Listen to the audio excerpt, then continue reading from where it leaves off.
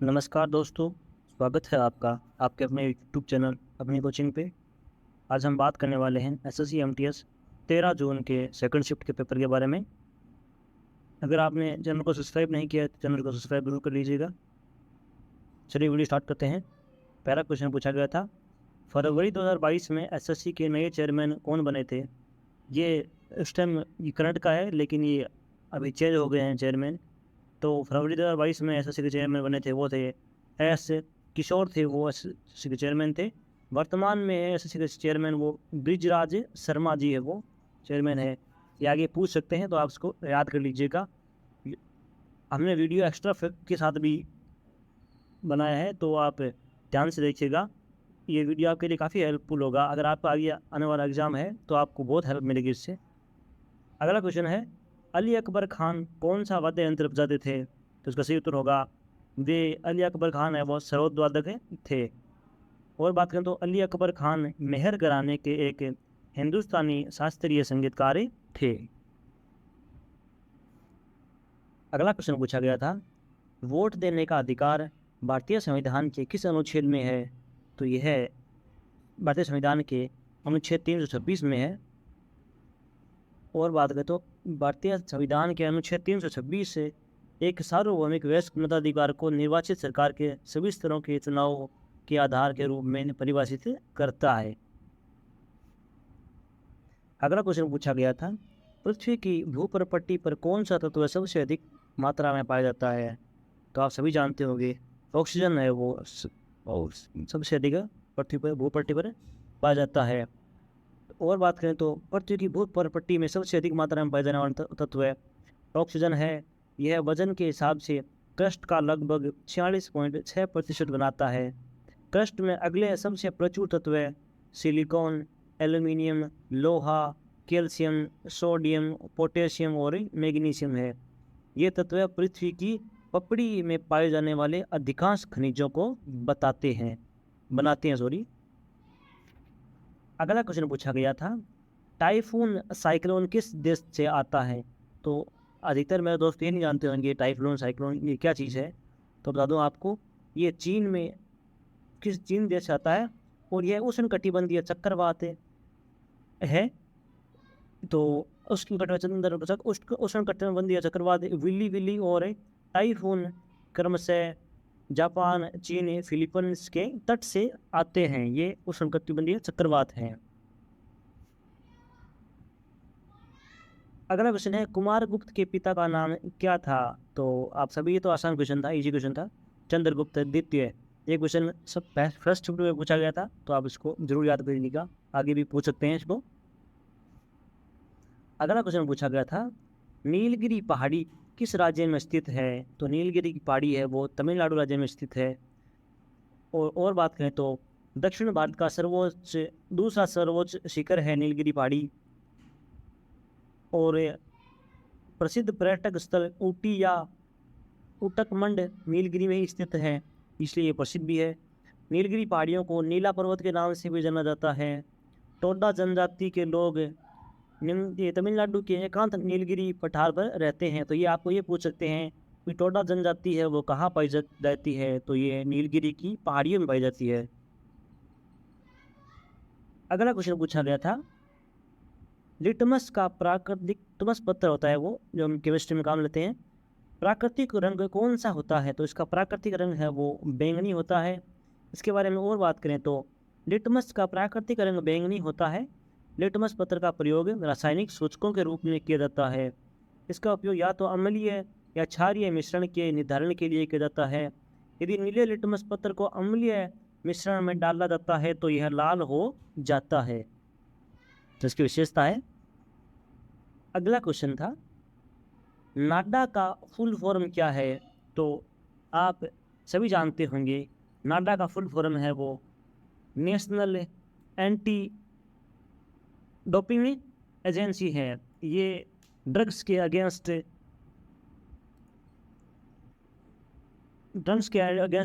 संस्था है ये।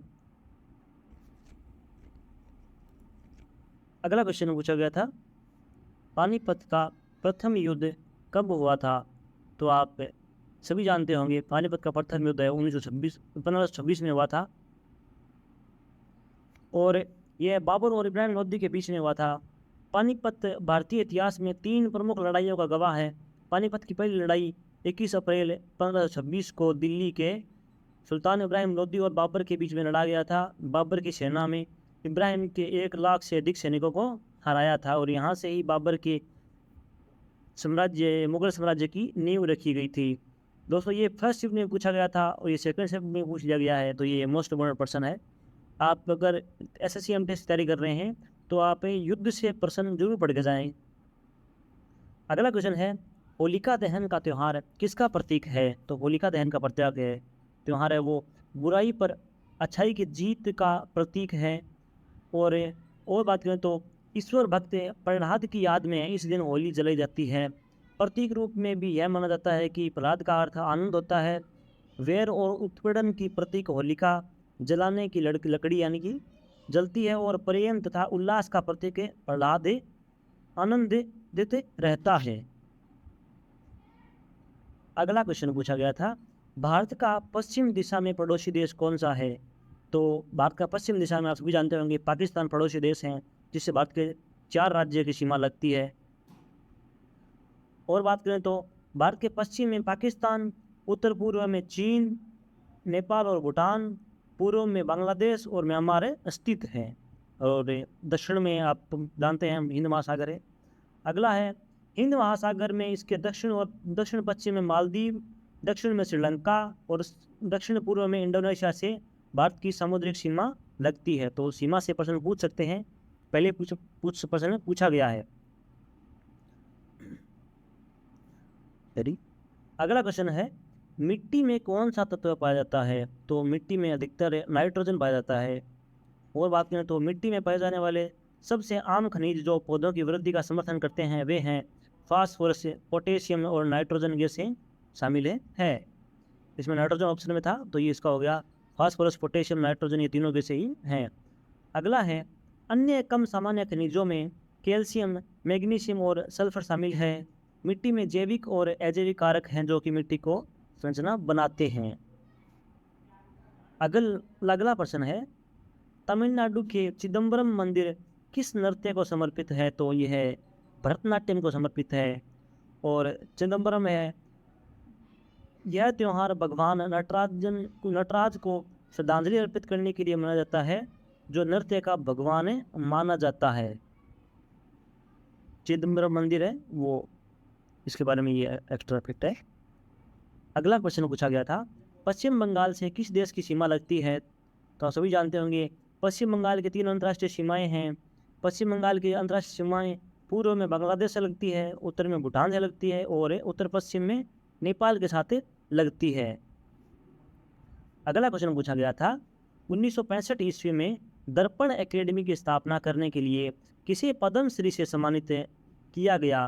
तो आप इसका उत्तर होगा मृणालिनी को 1965 में पद्मश्री दिया गया था। और बात करें तो साल 1939 में मृणालिनी ने पति के साथ अहमदाबाद और गुजरात में दर्पण एकेडमी की स्थापना की थी। उन्होंने 3 दशक से ज़्यादा के करियर में करीब 18,000 छात्र छात्राओं को नृत्य सिखाया और 300 से ज़्यादा नृत्य नाटकों का निर्देशन किया। मृणालिनी को 1965 में पद्मश्री और 1992 में पद्म भूषण से नवाजा गया है, तो इनको 2 अवार्ड मिल चुके हैं। ये मोस्ट इम्पोर्टेंट पर्सन है। अगला क्वेश्चन है, वोट देने का अधिकार किस प्रकार का अधिकार है? तो यह संवैधानिक अधिकार या कानूनी अधिकार है। अगला क्वेश्चन पूछा गया था, 1857 की क्रांति के समय भारत के गवर्नर जनरल कौन थे? तो आप सभी जानते होंगे लॉर्ड कैनिंग थे। इनके बारे में और जानें। 1857 के विद्रोह के दौरान लॉर्ड कैनिंग भारत के गवर्नर जनरल जिनका कार्यकाल था 1856 से 1860 के बीच में। वे 1858 में भारत के पहले वाइसराय भी बने थे। उन्हें विस्काउट कैनिंग के नाम से भी जाना जाता है। तो ये भारत के अंतिम गवर्नर जनरल और भारत के पहले वाइसराय भी थे। उन्होंने कलकत्ता, मद्रास और बॉम्बे में 3 आधुनिक विश्वविद्यालयों की स्थापना की थी। उन्हें प्रशासन के दौरान डॉक्ट्रिन ऑफ लेप्स को वापस ले लिया गया था। उन्हें क्लेमिंग स्कैनिंग भी कहा जाता है। उन्हें पोर्टफोलियो प्रणाली भी शुरुआत की थी। और 1857 की क्रांति कारण पूछते हैं तो एनफील्ड राइफल इसका कारण था। सब्सिडियर अलायंस और ड्रॉक्ट्रिन ऑफ लेप्स जैसी नीतियां भारतीय उद्योग की बर्बादी, भारी कराधान अधिक से अधिक करा कर लिए जाते थे, तो इसका विरोध भी भारतीयों ने खूब किया था। और ये पूछते हैं कि विद्रोह और उनके नेताओं के केंद्र कौन थे। ये वे क्वेश्चन भी एसएससी में बहुत फेमस क्वेश्चन है, एसएससी एमटीएस में, तो आप इसको जरूर पढ़ के जाइएगा। दिल्ली से है वो बहादुर शाह और जनरल बख्त खां थे, उन्होंने नेतृत्व किया था दिल्ली से। कानपुर छावनी है, वहाँ से नाना साहिब या धोंदू पंत बाजीराव सेकंड के दत्तक पुत्र टाटिया तोपे और अजीमुल्ला खान ने की थी। ये आप ट्रिक थी, कान में टोपी। तो इसका ये भी प्रश्न पूछा जाता था, पर ये इससे पहले एसएससी एमटीएस में जून में हुए प्रश्न में, जून में हुए एग्जाम में, इसमें से कम अब इससे सारे क्वेश्चन पूछ लिए गए हैं, दिल्ली से, फैजाबाद से, लखनऊ से। तो अगला है झांसी के से कहाँ किसने नेतृत्व किया था। तो झांसी की रानी लक्ष्मीबाई ने नेतृत्व किया था राष्ट्रीय क्रांति का। लखनऊ में बेगम हजरत महल और उनके बेटे ब्रिजेश कद्र ने वहाँ का नेतृत्व किया था। फैजाबाद में मौलवी अहमदुल्ला ने किया था। बरेली में खान बहादुर खान ने किया। और बिहार में कुंवर सिंह और जगदीशपुर के जमींदारों ने वहाँ का नेतृत्व किया था। अगला क्वेश्चन है, ओथेल एक नाटक है, उसके लेखक कौन हैं। तो विलियम शेक्सपियर ओथेल के नाटक के लेखक हैं। तो दोस्तों ये था हमारे सेगमेंट का वीडियो। अगर आपको वीडियो पसंद आया है तो हमारे चैनल को लाइक कीजिए, शेयर कीजिए और हमारे चैनल को सब्सक्राइब कर लीजिएगा। थैंक यू दोस्तों।